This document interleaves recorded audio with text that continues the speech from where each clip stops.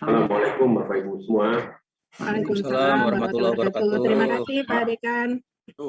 Jam 7.31, silahkan dimulai Bu Afni. Kita mulai ya Pak Dekan. Ya, silakan.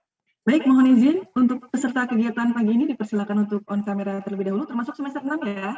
Silakan semester 6 untuk on kamera dan pastikan mikrofonnya off, kameranya on, mikrofonnya off. Baik, mohon izin untuk dimulai.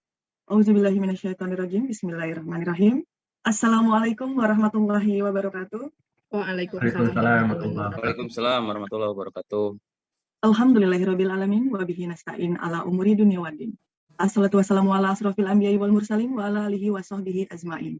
Rabbi shrah li sadri wa yassir li amri wahlul 'uqdatam min lisani yafqahu qawli, amma ba'du. Yang terhormat Bapak Dr. Desvian Bandarsyah MPD selaku Dekan FKIP UHAMKA, yang terhormat Ibu Ikayatri MPD selaku Ketua Program Studi PGSD, yang terhormat Ibu dan Bapak dosen pembimbing untuk mahasiswa jalur publikasi beserta Bapak Ibu moderator, serta yang kami cintai dan kami banggakan, peserta diseminasi hasil dan mahasiswa semester 6.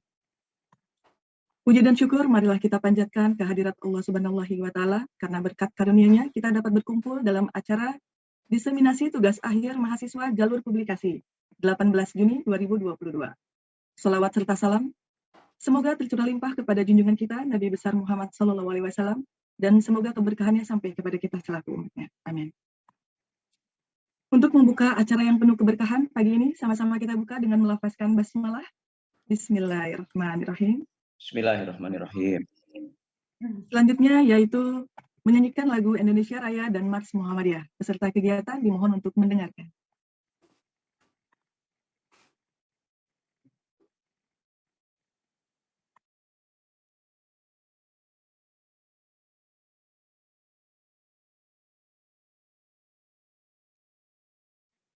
Belum ada suaranya, Bapak Host?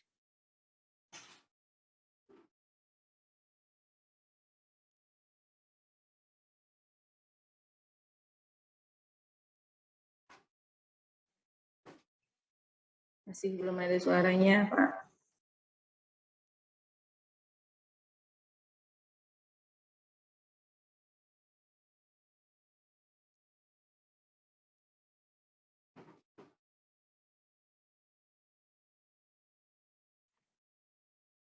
Share sound-nya belum kali, Mbah.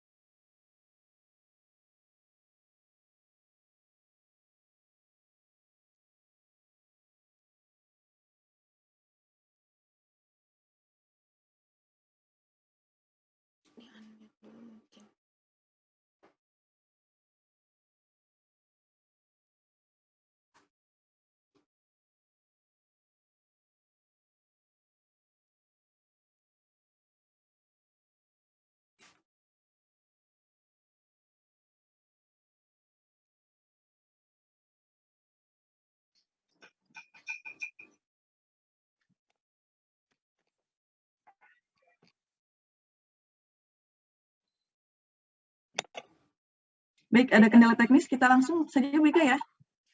Ya, baik, mohon maaf ada sedikit kendala teknis di bagian teknisi. Kita lanjut kepada laporan pelaksanaan diseminasi hasil jalur publikasi untuk mahasiswa PGSD angkatan 2018. Kepada Ibu Ketua Program Studi, Bu Ikayatri MPD, disilahkan. Baik, terima kasih Bu Afni. Bismillahirrahmanirrahim. Assalamualaikum warahmatullahi wabarakatuh. Waalaikumsalam warahmatullahi wabarakatuh. Alhamdulillahirabbil alamin, wassalatu wassalamu ala asrafil anbiya'i wal mursalin wa ala ahli wa ashabi ajmain, amma ba'du. Yang terhormat Bapak Dr. Desvian Bandarsyah MPD, Dekan Fakultas Keguruan dan Ilmu Pendidikan Universitas Muhammadiyah Profesor Dr. Hamka. Yang saya hormati Bapak Ibu dosen pembimbing tugas akhir mahasiswa program studi PGSD jalur publikasi. Terima kasih Bapak Ibu telah hadir dan membersamai kegiatan pembukaan diseminasi hasil tugas akhir mahasiswa jalur publikasi pada hari ini, dan terima kasih kami ucapkan Bapak Ibu telah membimbing sampai mahasiswa akhirnya sampai pada tahap diseminasi ini. Yang kami hormati Bapak Ibu moderator yang bertugas pada hari ini untuk memandu jalannya diseminasi. Sekretaris Program Studi, dan tentunya Ananda Soleh-Soleha Program Studi PGSD, peserta diseminasi, dan juga para adik kelasnya yang hari ini menjadi audiens ya, audiens atau peserta untuk mengikuti kegiatan diseminasi. Pertama-tama tentu puji dan rasa syukur kita panjatkan kehadirat Allah Subhanahu wa taala, Tuhan yang Maha Esa yang memberikan kita berbagai macam nikmat, nikmat iman, nikmat Islam, nikmat ilmu, sehingga kita bisa menjalankan berbagai aktivitas kita dan kita masih bisa menikmati proses-proses pembelajaran di PGSD FKIP UHAMKA. Salawat dan salam tak lupa kita haturkan kepada junjungan kita Nabi besar Muhammad SAW, tauladan kita semua, dan semoga kita senantiasa istiqomah di jalannya. Amin. Pak Dekan izin melaporkan terkait dengan kegiatan diseminasi tugas akhir mahasiswa jalur publikasi PGSD FKIP UHAMKA untuk mahasiswa angkatan 2018 ya, atau masa tugas akhirnya 2021-2022. Kami laporkan bahwa pada hari ini yang terdaftar sebagai peserta diseminasi itu berjumlah 58 mahasiswa.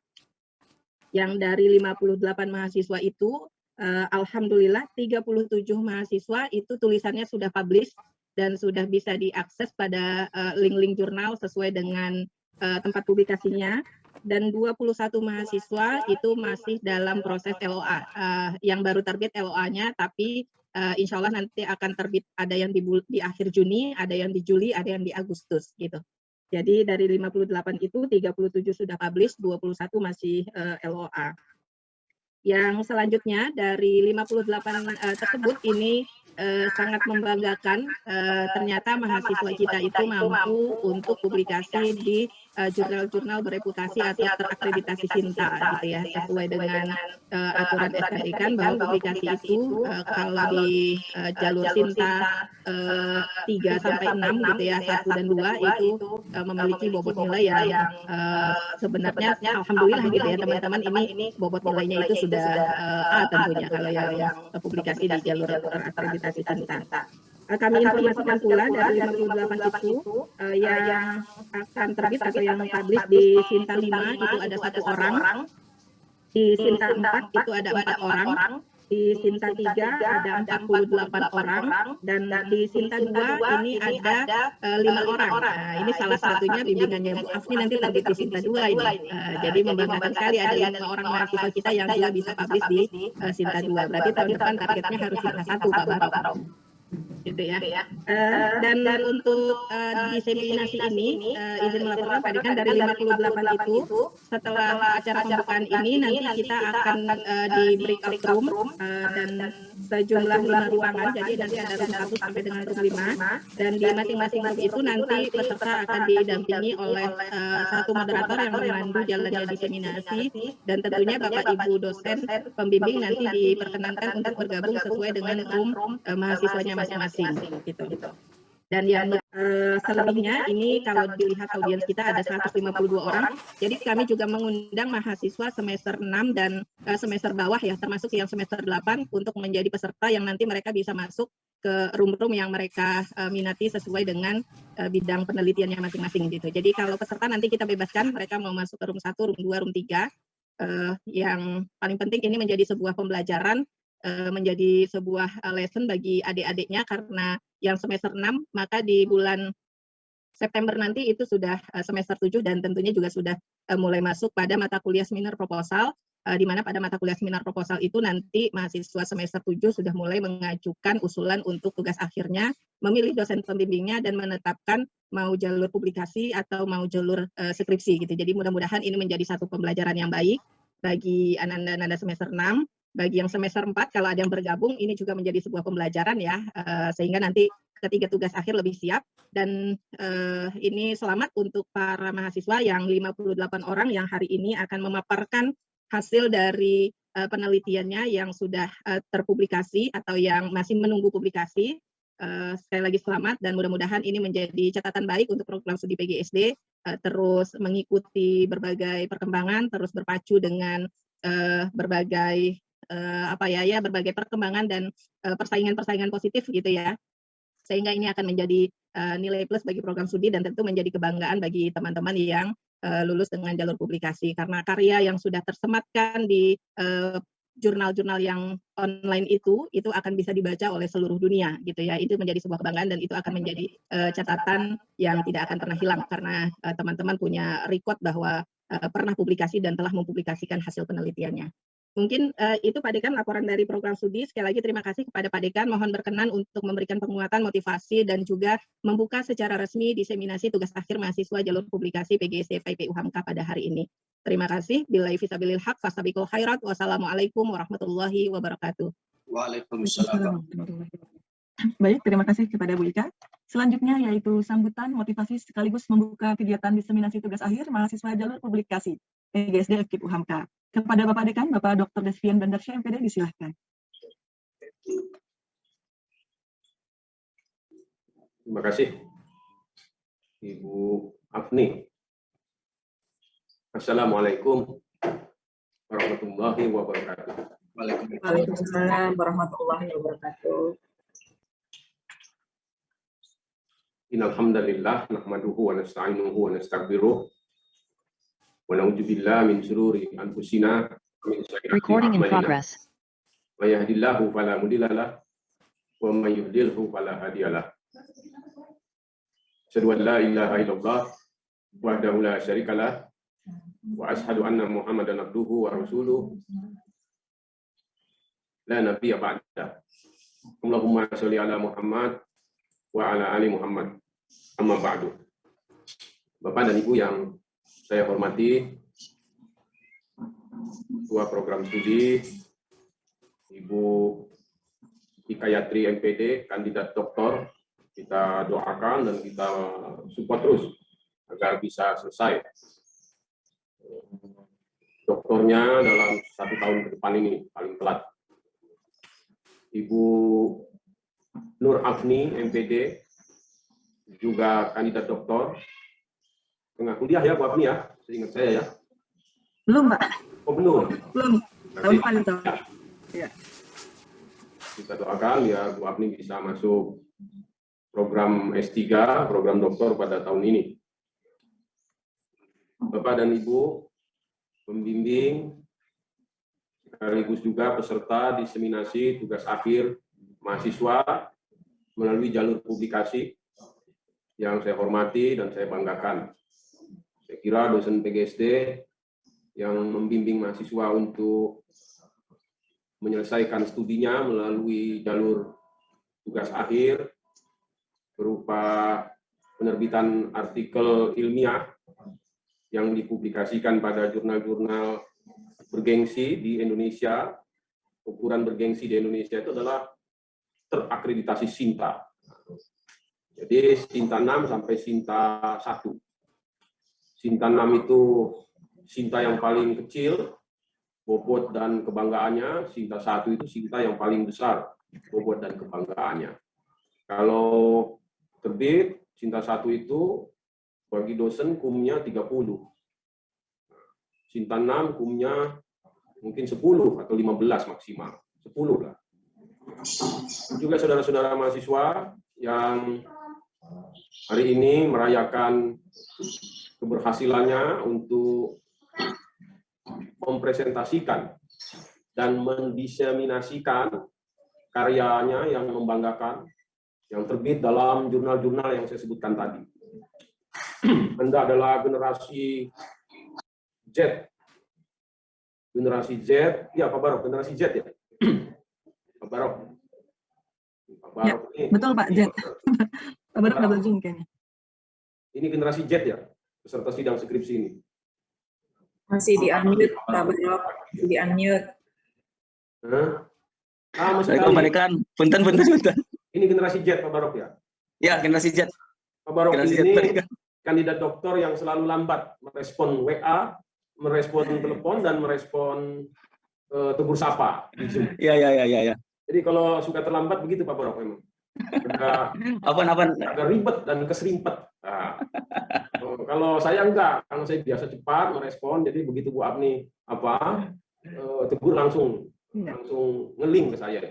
Ada hotline antara saya dengan Bu Afni misalnya. Baik. Pak Barok hotline-nya belum terbangun nih kan. Nah, Baik. jadi Anda itu adalah generasi Z. Generasi Z itu generasi yang hidup dalam dunia yang serba berbasis IT. Berbasis IT dengan teknologi digital. Lalu generasi Z itu juga dalam dunia akademik adalah generasi Scopus. Saya membaca tulisan seorang pembaca di Kompas pada sekitar 3-4 minggu yang lalu, bahkan mungkin sebulan lebih yang lalu, membicarakan tentang atau meng-highlight tentang perkembangan generasi Z yang dihubungkan dengan kemampuan menulis dan kegigihan membaca. Jadi kemampuan menulis ditentukan oleh kegigihan membaca. Ini harus disimak sungguh-sungguh nih, adik-adik ya. Karena ini bukan omongan sembarangan dan bukan omongan gratis. Nah, saya nggak biasa ngomong gratis. Jadi artinya omongan saya itu bukan omongan biasa-biasa saja gitu. Adik-adik harus simak betul. Nah, generasi Z itu adalah generasi Scopus yang intelektual dan penulis Indonesia. Coba Anda bayangkan di Indonesia ini 274,5 juta manusianya, itu yang gigih membaca dan piawai menulis itu tidak lebih dari 10.000. 10.000 saja. Kalau Anda buat prosentase, saudara-saudara, maka jumlah 10.000 dibandingkan 274 juta setengah, itu saya kira tidak lebih dari 0,1% ya Bu Apnia. Begitu nggak Bu Apnia? Iya, Pak. Atau saya terlalu mendramatisir gitu loh. Karena kalau 1% saja, maka itu 274.000. Lah ini 10.000. Kakang Barok, AA Barok. Siap. You full. 10.000 itu berarti 0,1%. Ya nggak Bu Ika? Maka Anda harus berbangga. Anda menjadi bagian dari 10.000 plus berapa hari ini yang ujian Bu Ika? 58 Pak Dekan. 28. 58. 50 plus 58. Ini semua Scopus. Semua Scopus. Intan. Semua melalui publikasi ilmiah. Iya, yang 58 ini publikasi khusus. Jadi Anda itu, saudara sekalian, menjadi bagian dari 10.000 plus 58. Karena Anda belum masuk di 10.000 itu. Anda baru 58. Coba bergengsi toh? Bergengsi. Karena membaca itu butuh komitmen, butuh kesungguhan ya. Lalu kemudian menulis itu butuh nalar, kerangka berpikir yang kokoh, yang koheren, yang logis, yang ajak. Kalau nggak bisa orang menulis dan membaca. Nanti akan lebih bagus lagi kalau membacanya sungguh-sungguh, menulisnya oke, bicaranya terstruktur logis. Nah, itu akan lebih canggih lagi itu Anda nanti. Tapi untuk sampai level itu Anda harus berjuang. Nggak cukup kuliah S1. Tapi nggak harus, bukan sekedar kuliah S2 saja. Harus membaca, melebihi kebanyakan manusia Indonesia. Manusia Indonesia itu jam terbang membacanya per hari itu tidak lebih dari 15 menit. Sampai 1 jam. Lalu di era medsos, jam terbang membaca manusia Indonesia itu meningkat. Bisa sampai 4-5 jam sehari. Tapi bacaannya nggak karu-karuan. Bacaannya grup-grup medsos. Yang isinya hoax dan sampah kebanyakan. Lalu berapa jam yang harus Anda baca? Anda harus berani meluangkan komitmen untuk membaca itu 5-7 jam. Kalau enggak, susah mau jadi penulis yang baik nanti. Mau berkembang lebih maju lagi. Kenapa saya sampaikan ini? Karena Anda itu generasi Z. Generasi yang hidup dengan usia emas ketika Indonesia memasuki 1 abad kemerdekaannya. Anda ini kan sekarang kan usianya kan berapa? 22, 21 ya? Kan gitu ya? Indonesia emas itu 23 tahun lagi. Ini udah tahun 2022 ini. Kalau menuju 45 itu ditambah 23 tahun lagi. Lalu kemudian usia Anda di era itu 45 tahun itu seseorang itu tengah mekar dia, tengah matang, tengah top performance-nya. Ya, Wika umur berapa Wika? Mau 38 nanti September. Oh, Wika belum 45 dia. Dia mau 38. 38 aja udah kayak gitu, apalagi kalau 45 Wika. Udah kayak buah nanti, ranum. Tapi belum busuk belum. Kalau udah berapa baru nanti dia busuk buah itu kan. Nah, jadi ini harus diperhitungkan oleh saudara sekalian. Maka, saudara, ini adalah era ketika orang bicara, pembicaraannya ditulis. Ketika orang menulisnya itu berdasarkan pembicaraannya. Lalu pembicaraan yang ditulis, tulisan yang dibicarakan itu kemudian hadir di ruang-ruang publik yang unlimited itu. Ruang publik yang tanpa batas. Karena ruang publik hari ini itu bukan ruang publik yang tradisional di masa lalu. Anda bisa ada di mall, tetapi Anda sebenarnya berada dalam wilayah privat. Kapan itu? Ketika Anda di mall, Anda sendirian, cuma ngeliatin kopi Anda aja gitu ya. Pikirannya melayang kemana-mana. Itu sebenarnya Anda di dalam ruang privat, bukan di wilayah publik. Tetapi ketika Anda masuk pikiran, hati, jiwa Anda ke dalam benda ajaib di era supermodern, yaitu smartphone itu, maka Anda sebenarnya berada di ruang publik. Maka Anda perlu hati-hati juga dengan benda itu gitu loh. Nah, jadi itu nanti akan membuat Anda menjadi lebih eksis. Ya. Karena dunia hari ini adalah dunia narsis. Aku menulis, maka aku ada. Dunia narsis. Semua orang ingin pamer. Karena memang dunia hari ini dunia pamer gitu ya. Tapi jangan pamer yang kampungan. Pamer kampungan itu kalau makan diupload. Jalan-jalan diupload. Beli barang baru yang wah dan mewah diupload. Itu pamer kampungan. Yang dipamerkan itu adalah karya tulis Anda, ide-ide cemerlang Anda, gagasan-gagasan yang bisa membawa Anda menuju dunia yang sukses itu. Yang semacam itu. Oke. Saya mau menceritakan sedikit soal surat pembaca itu. Ini untuk memprovokasi Anda. Bayangkan, surat pembaca itu saya lupa siapa penulisnya itu. Menceritakan tentang generasi Scopus. Bahwa ini adalah era generasi Scopus. Di mana setiap potensi-potensi intelektual itu diuji, ya, dibenturkan, dan diakui tingkat kredibilitasnya itu dalam dunia tulis-menulis. Yang puncaknya itu adalah pengakuan terhadap Scopus. Jadi ada mahasiswa ya, di UGM, di UI, di Unair, itu sampai lulus tulisannya di Scopus Q2. Q2 yang dosen aja itu nggak mudah itu lulus di Scopus Q2. Saya belum Q2 saya. Saya baru Q4. Nggak mudah dia. Itu perlu ketekunan, perlu talenta, perlu membaca, perlu kemampuan merumuskan problem dan merangkai pemikirannya dengan logika yang runtut dan ajak tadi. Anda asah terus itu kemampuan itu, ya, asah terus kemampuan itu. Jadi kata Bu Ika tadi, kalau tulisan kita terbit, nama kita itu bisa dibaca di berbagai kesempatan oleh banyak orang. Saya kasih cerita satu. Ada mahasiswa sejarah, namanya siapa itu? Danin. Ya, namanya Danin.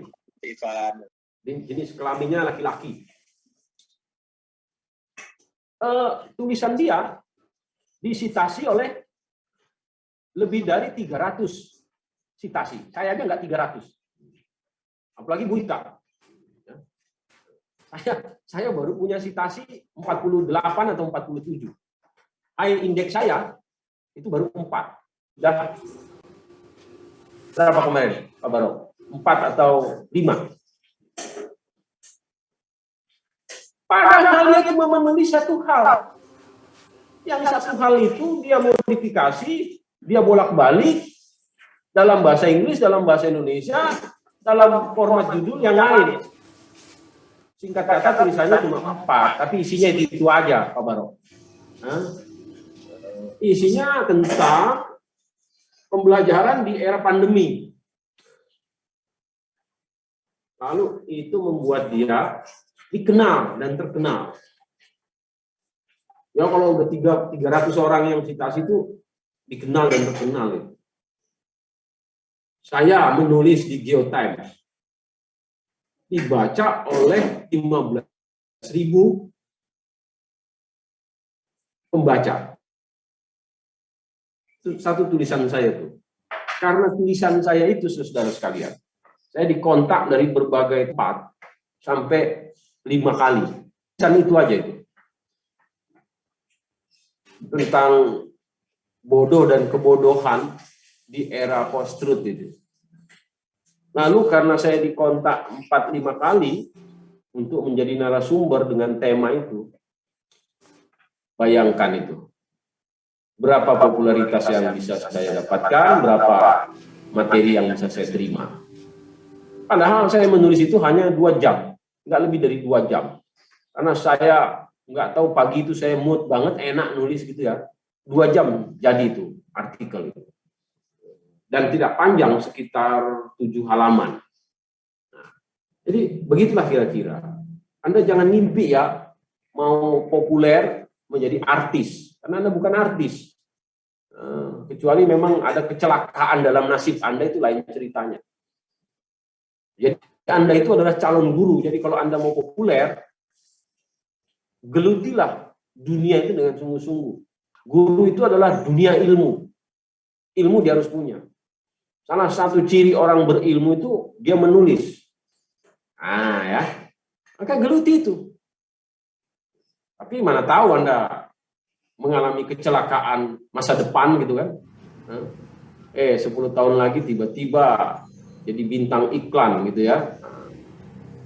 Dunia artis ya, mana tahu kita nasib ke depan. Tapi paling tidak sampai hari ini rekam jejak Anda itu ya akan menjadi guru. Gurunya juga spesifik, guru SD misalnya. Itu bagus ya. Jadilah guru SD yang menjadi pionir, pendobrak kebekuan. Kebekuan berpikir dalam tingkat pendidikan dasar itu. Pendidikan dasar itu mengalami kebekuan, kejumudan. Karena guru-gurunya itu cuma ngajar aja. Nggak punya ide, gagasan. Tapi Anda dengan muncul tulisan Anda ini, Anda punya ide, punya gagasan, punya potensi. Nah, itu dikembangkan terus. Ya. Dikembangkan terus. Nanti kalau kesulitan berpartner, Anda bisa hubungi dosen Anda di kampus. Bu, saya punya tulisan ini. Bisa nggak kita join? Nah, begitu caranya. Karena si Sinta itu kan konon hanya menerima tulisan-tulisan berlatar belakang akademik gitu ya, Bu Afni ya? Betul Pak, harus akademik. Mungkin karena status Anda guru nanti kurang begitu ngangkat, karena di Indonesia ini ada anomali berpikir ya, yang keren itu dosen, kalau guru SD nggak keren. Itu sebenarnya cara berpikir feodalistik ya. Di luar negeri guru besar itu juga ngajar SD gitu, terutama di negara-negara maju. Maka Anda bisa gandeng Bu Ika misalnya. Ika, saya punya tulisan bagus nih, saya mau terbitkan di Sinta 2. Ya gantianlah, kalau satu tulisan nanti Bu Ika penulis pertamanya, berikutnya Anda yang menjadi penulis pertamanya. Kalau Bu Ika nggak mau, hubungi Pak Despian, gampang aja. Nah misalnya Bu Ika udah kebanyakan Sintanya gitu ya, nggak mau misalnya. Atau penulis yang lain, ada Pak Saprul ya, ada Bu Nina dan seterusnya. Intinya jangan Anda memegang teguh filsafat pohon pisang itu, filosofi pohon pisang. Tahu pohon pisang? Tahu nggak pohon pisang? Helmi Mutiara. Ya Pak. Tahu nggak Helmi pohon pisang? Tahu Pak pohon pisang? Nah, pohon pisang tahu. Filsafat pohon pisang tahu nggak? Enggak Pak. Enggak. Setelah berbuah mati. Pohon pisang itu berbuahnya sekali aja. Setelah berbuah mati. Tapi Anda jadilah filsafat pohon kelapa.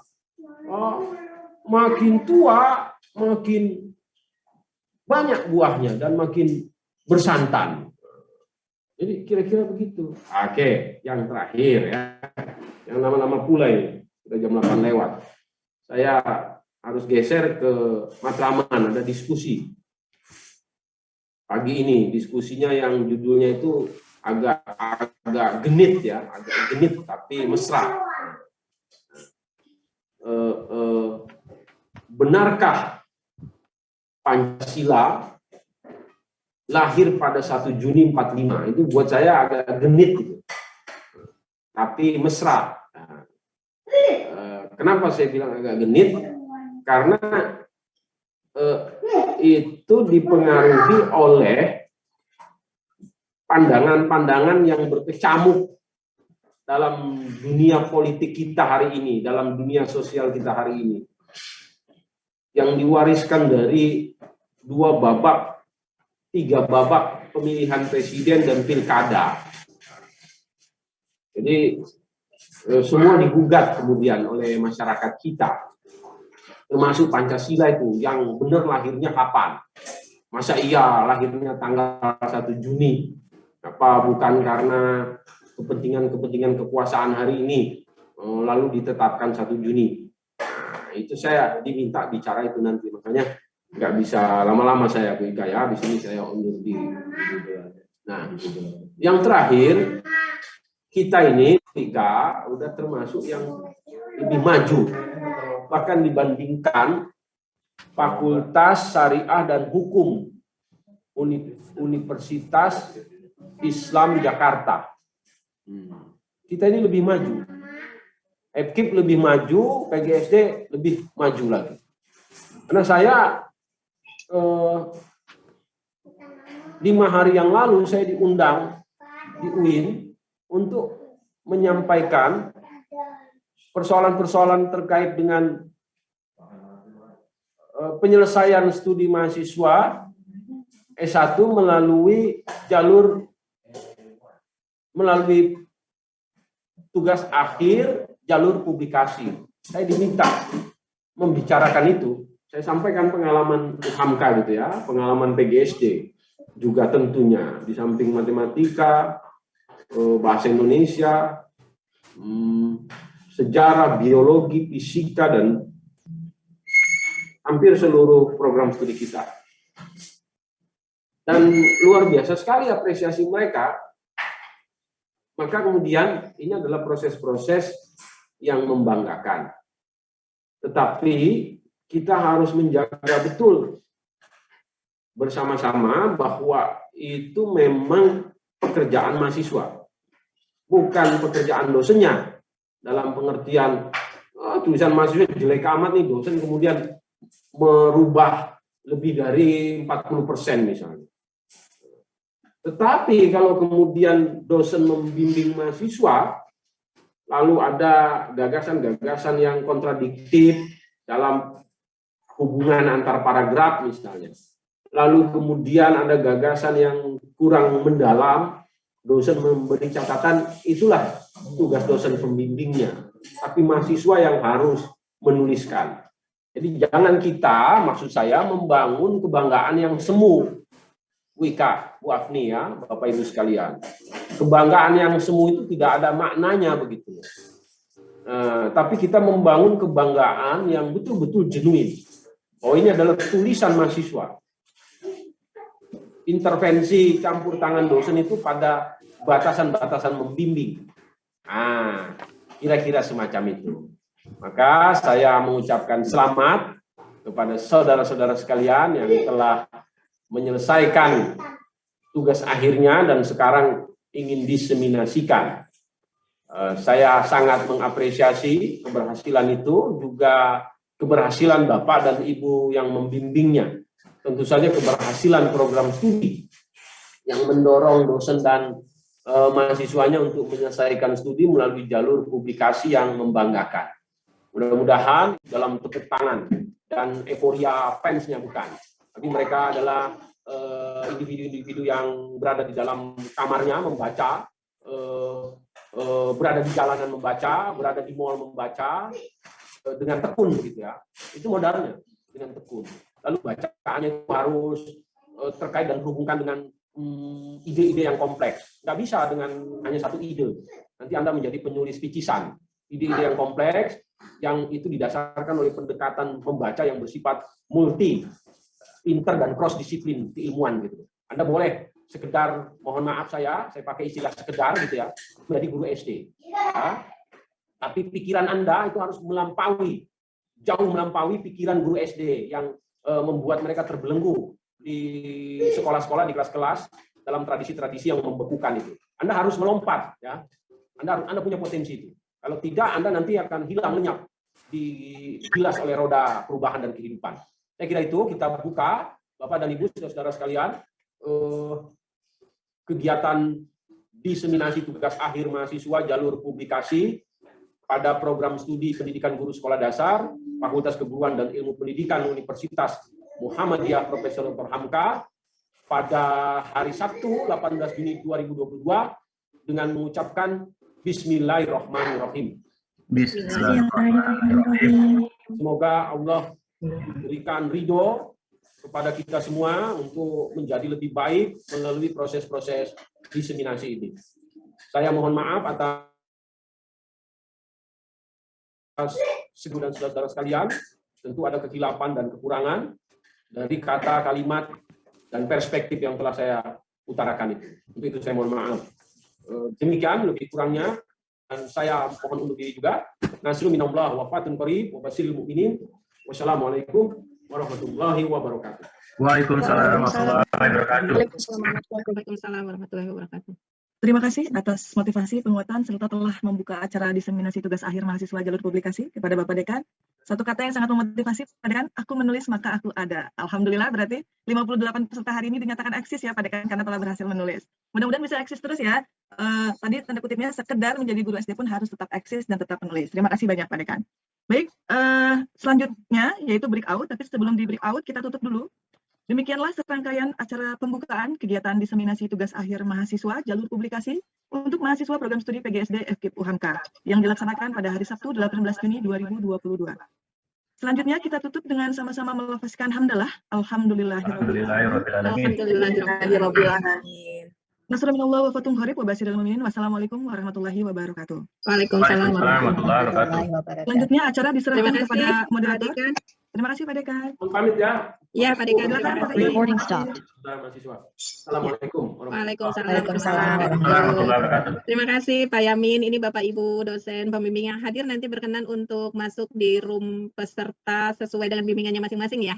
Kecuali yang bertugas menjadi moderator sesuai dengan room tugasnya masing-masing. Jadi Pak Aslam dan Bu Mimin jangan minta satu room ya, karena roomnya berbeda. Baru mau minta ya Pak Aslam ya. Ini sebelum Pak Aslam request satu room sama Bu Mimin, saya udah bilang nih ya, Pak Aslam di room 2, Bu Mimin di room 3. Siap. Ya. Dipersilakan untuk mengklik tulisan breakout room yang ada di bawah, kemudian masuk ke roomnya masing-masing ya. Ya, silakan. Selamat bertugas untuk Ibu Bapak moderator dan Bapak Ibu pembimbing, dipersilakan untuk mendampingi mahasiswa bimbingannya di rumah masing-masing.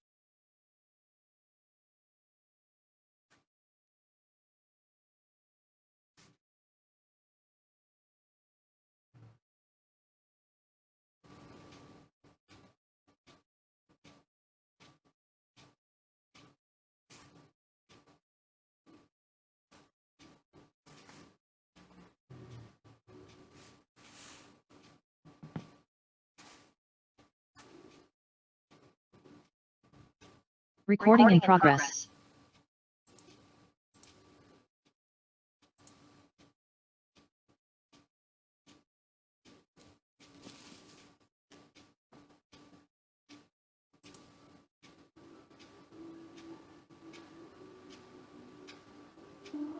Baik, Assalamualaikum warahmatullahi wabarakatuh. Waalaikumsalam warahmatullahi wabarakatuh. Baik, ini kita masuk ke room 1, harusnya pesertanya ada, sebentar ya, gitu dulu. Assalamualaikum Ibu Nur. Waalaikumsalam Bu Ati. Mohon maaf Baik. pakai background ini. Ya, nggak apa-apa Bu. Mendampingi Putri ya Bu ya. Satu. Ya ini Asifa sama Siva ya. Ya.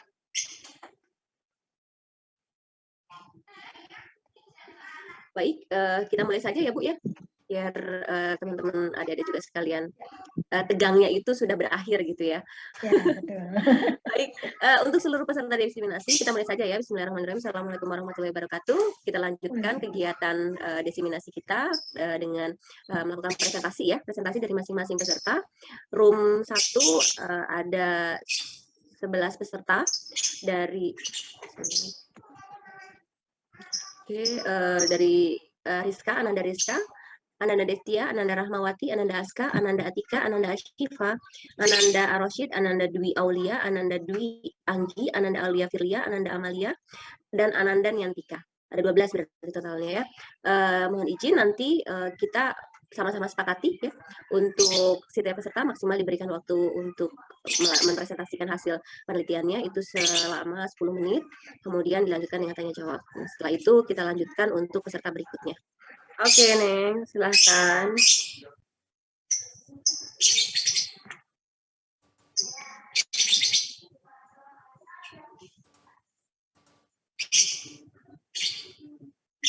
Sebentar.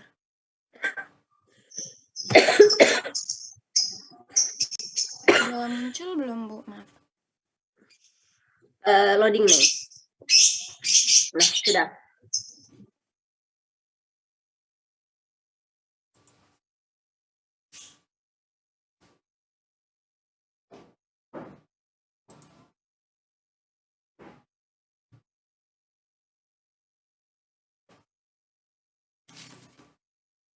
Baik, bismillahirrahmanirrahim. Assalamualaikum warahmatullahi wabarakatuh.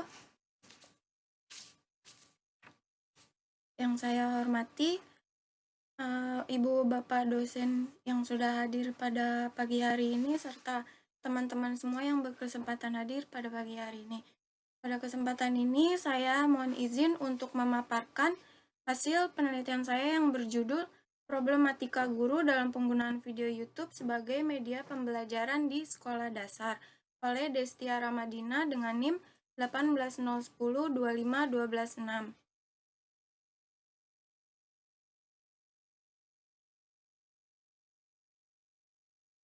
Pertama-tama di sini saya publish pada Jurnal Mimbar Ilmu Universitas Pendidikan Ganesha terakreditasi Sinta 3 pada volume 22 nomor 1 bulan April tahun 2022. Adapun prosesnya itu dimulai dari waktu submit dari tanggal 17 Maret, kemudian setelah direview oleh reviewer dari pihak jurnal diputuskan artikel itu diterima dengan revisi, lalu mengupload kembali artikel versi yang sudah direvisi itu pada tanggal 19 Maret 2022 dan pada tanggal 20 Maretnya itu artikel diterima untuk terbit di bulan April.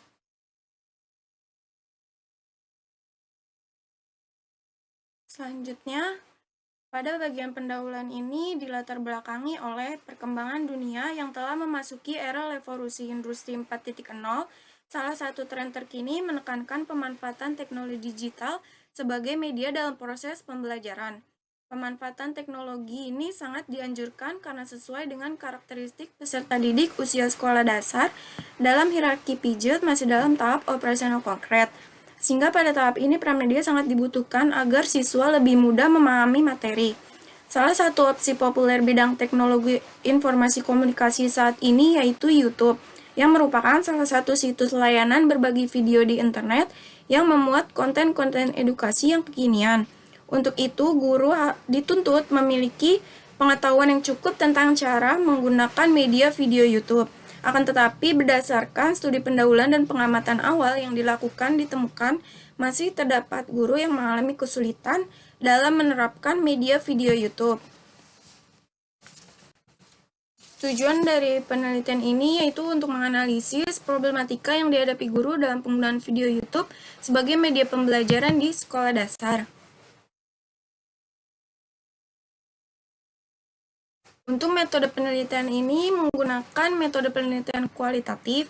Penelitian kualitatif itu lebih bersifat deskriptif. Data yang terkumpul itu berbentuk kata-kata sehingga tidak menekankan pada angka. Data dan sumber data dalam penelitian ini ada data primer dan data sekunder. Sumber data primer diperoleh langsung oleh peneliti melalui observasi dan wawancara dengan para guru. Sedangkan sumber data sekunder tidak diperoleh secara langsung oleh peneliti, melainkan diambil dari orang lain atau berbagai dokumen. Lalu teknik pengumpulan data ini dilakukan melalui wawancara, observasi, dan dokumentasi. Data yang diperoleh pada penelitian ini kemudian dianalisis menggunakan teknik analisis data mengikuti konsep Miles dan Huberman, yaitu data reduction atau reduksi data, data display atau penyediaan data, dan conclusion drawing atau verification atau penyimpulan data. Untuk teknik keabsahan data menggunakan teknik triangulasi sumber dan triangulasi teknik.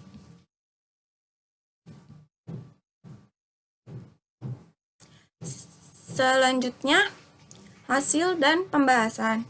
Pemanfaatan video sebagai media pembelajaran berbasis teknologi informasi komunikasi ke dalam praktik pengajaran tidak terlepas dalam problematikanya. Dari hasil penelitian itu menunjukkan bahwa terdapat 5 problematika utama yang dirasakan oleh guru selama penggunaan media video YouTube.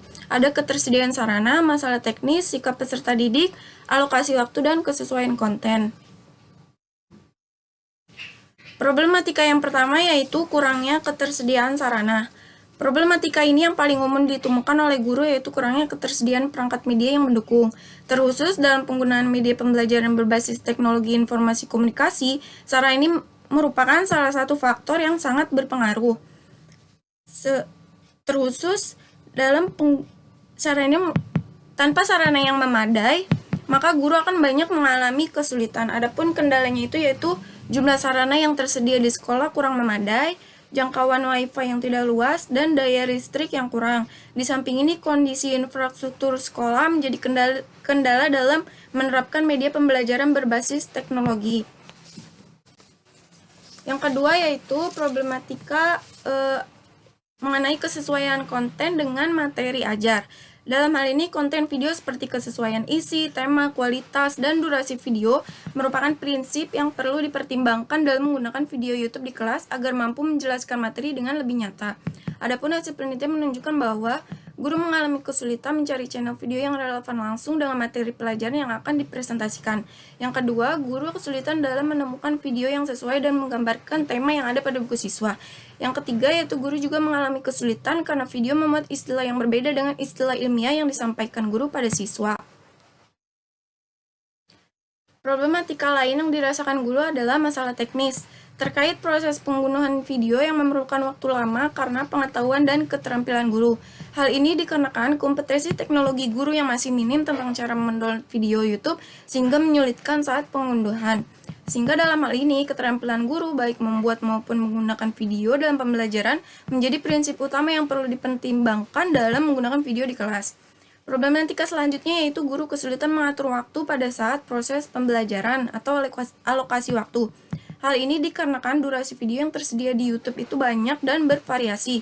Terkadang guru menemukan video YouTube yang berdurasi lama, sehingga guru kesulitan mengalokasikan waktu saat proses pembelajaran. Problematika lainnya yang berhubungan dengan penggunaan media video YouTube adalah dalam hal sikap peserta didik. Sikap peserta didik ini cenderung menghadirkan kendala. Faktor tersebut berasal dari perbedaan biologis, intelektual, psikologis, dan faktor lingkungan belajar siswa. Hasil penelitian menunjukkan siswa akan mulai gaduh apabila guru tidak dapat memanajemen kelas dengan baik.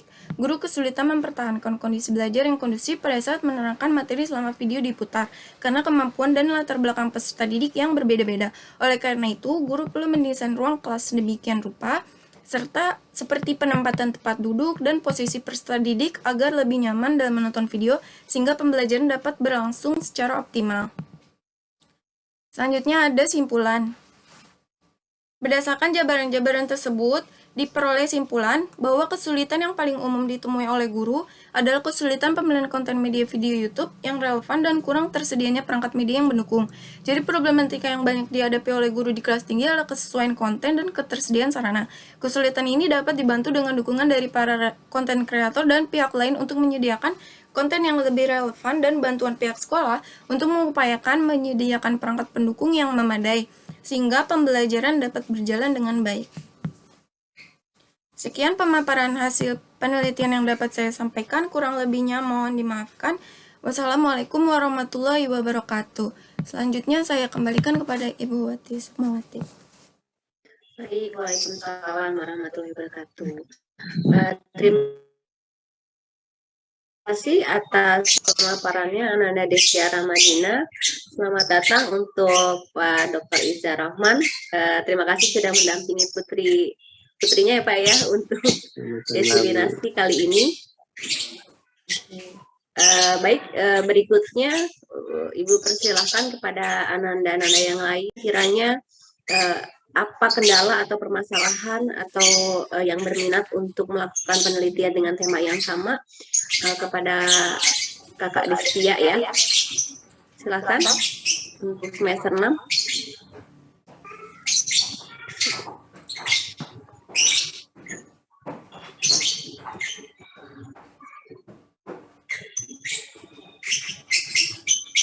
Ya, sebelum menanyakan, sebelum ada penanya, Ibu tanya dulu nak ya. Ini penelitiannya dilakukan di mana, Nak? Di SDN Pulau Gebang 11. Artinya masih di wilayah Jakarta ya, Nak ya? Iya. Ya, apa ya? Penelitian ini menarik ya karena masih banyak ditemukan ya. Masih banyak ditemukan permasalahan-permasalahan di sekolah yang notabene ada di Jakarta ya. Nah, kita bisa bayangkan apa yang terjadi dengan sekolah-sekolah yang berada di luar Jakarta, bahkan di daerah-daerah remote area ya, daerah-daerah terpencil itu mungkin permasalahan yang akan timbul lebih banyak lagi gitu. Jadi ini penelitian masih bisa dikembangkan lebih luas lagi. Silahkan untuk adik-adiknya yang semester 6. Ini peluang riset Nak ya.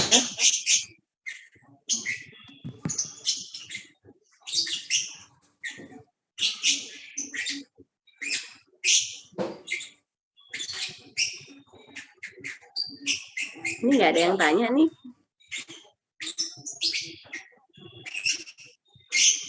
Mohon izin mengingatkan Bapak Ibu peserta dan Bapak Ibu pendamping, anak-anak peserta dan Bapak Ibu pendamping, link absen sudah tersedia di chat room. Ada lagi pertanyaan mungkin untuk Ananda Destia? Mohon maaf Ibu, izin bertanya boleh Bu? Boleh, silahkan.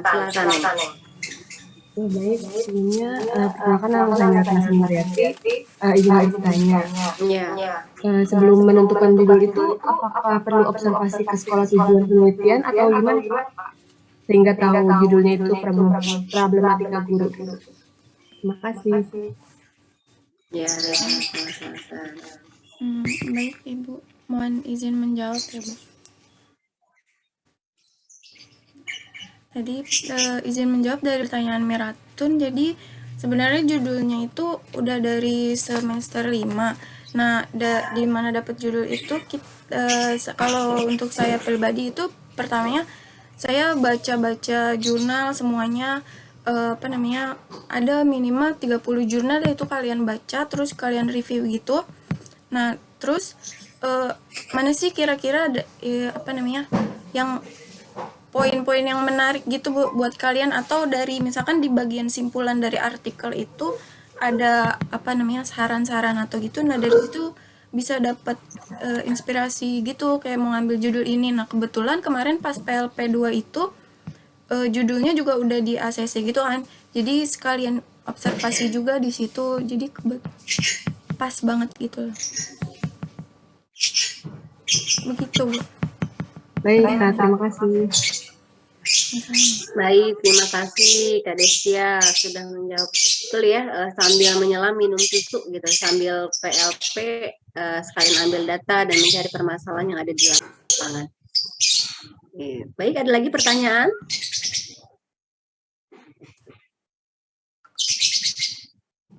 Cukup?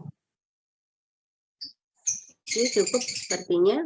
Jika cukup, Neng Desya silakan ditutup nih. Ya Bu.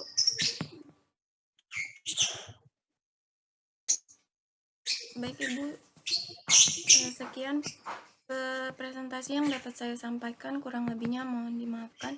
Wabillahi taufiq wal hidayah. Wassalamualaikum warahmatullahi wabarakatuh. Waalaikumsalam warahmatullahi wabarakatuh. Mungkin ada sepatah dua patah kata untuk dosen pembimbingnya nih.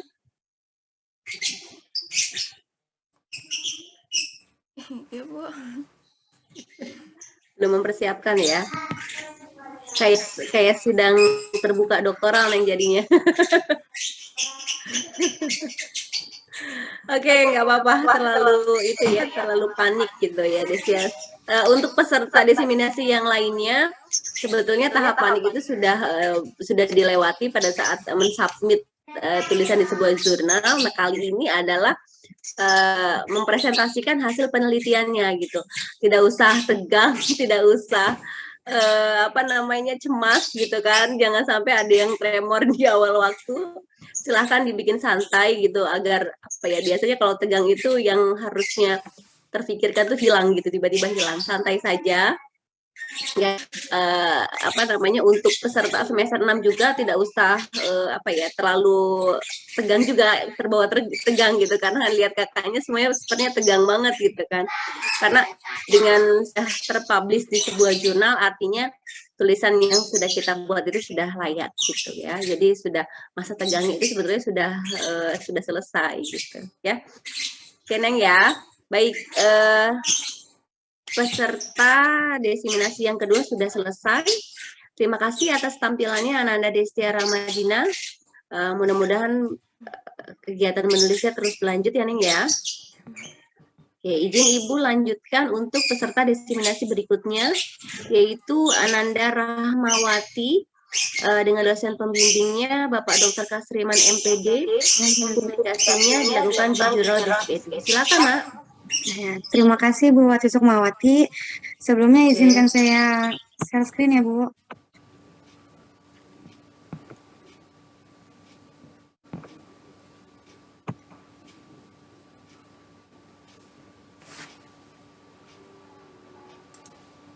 Ibu stop record aja. Recording stop. Ibu stop recordnya karena kalian bisa lebih bebas dan nggak di-record ya. Kalian bisa dengan leluasa.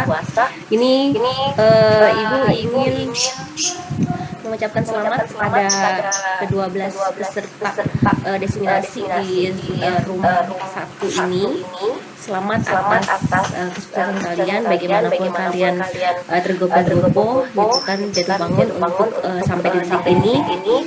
Itu bagian dari kerja keras kita semua, kalian semua, semata-mata untuk hanya kita yang bisa berjuang untuk kelulusan kita ya. Tidak ada satupun sehebat apapun bisa jika kalian tidak jalan, bergerak, maka itu sama aja seperti dorong mobil mogok ya, percuma gitu kan. Nah, ini saya ucapkan selamat atas kelulusan. Ini sudah lulus ya, sudah lulus kan, karena kalau Sinta 1, 2, 3 kan sudah jelas nilainya ya kan. Dan seminggu lagi ya, seminggu atau 2 minggu lagi kalian akan resmi menjadi sarjana. Pemecahan rekor dari jarak sidang ke wisuda itu hanya hitungan minggu, dan ini pertama kali dalam sejarah di PGSD dan di FKIP gitu. Kalian beruntung, orang-orang yang beruntung menjadi bagian dari keajaiban itu ya. Karena saya bilang ke anak-anak saya ini jalur eksklusif gini. Kenapa jalur eksklusif? Karena tidak membutuhkan waktu yang lama untuk menunggu proses wisudanya. Jadi sekarang sudah wisuda, besok kalian akan mendapatkan ijazahnya, bisa langsung 1-2 bulan lebih dulu start untuk kalau memang mau cari kerja, bisa lebih dulu untuk sampai kerja. Yang mau mengungkapkan 1 patah 2 patah kata di sini, silahkan. Kalau sama Ibu nggak usah tegang, santai saja. Ini adalah harimu, ya. It's yours, ya, kata Ashifa Miga Utami, gitu ya. Silahkan. Ini adalah kebahagiaan untuk adik-adik kelas yang semester 6. Mudah-mudahan apa yang dirasakan oleh kakak kelas kalian saat ini, kakak tingkat kalian saat ini bisa menular di diri kalian, di kita semua, dari semester 8 nanti bisa mengulangi sejarah yang seperti ini, gitu ya. Oke, silakan. Ada yang mau menyampaikan bagaimana untuknya setelah selesai di tahap ini, di titik ini? Ada yang nggak bisa tidur? Amalia Nurul Aziza, kamu mau ngomong? Silahkan. Oke, Bu, sepatah dua kata untuk kita pejuang 2022 kita, Mbak. Oke, betul. Setuju ya, Pak. Ya. Oke, ada lagi yang mau disampaikan? Yang mau disampaikan? Cukup? Bu, saya mau seremonial, Bu. Itu di luar sana sudah nunggu. Ya, oke. Baik, jika cukup ya, Ibu ucapkan terima kasih banyak kepada kalian dan selamat. Dan saya berharap ini bukan akhir, ya. Ini bukan akhir, ini justru pintu pertama yang berhasil kalian buka, ya.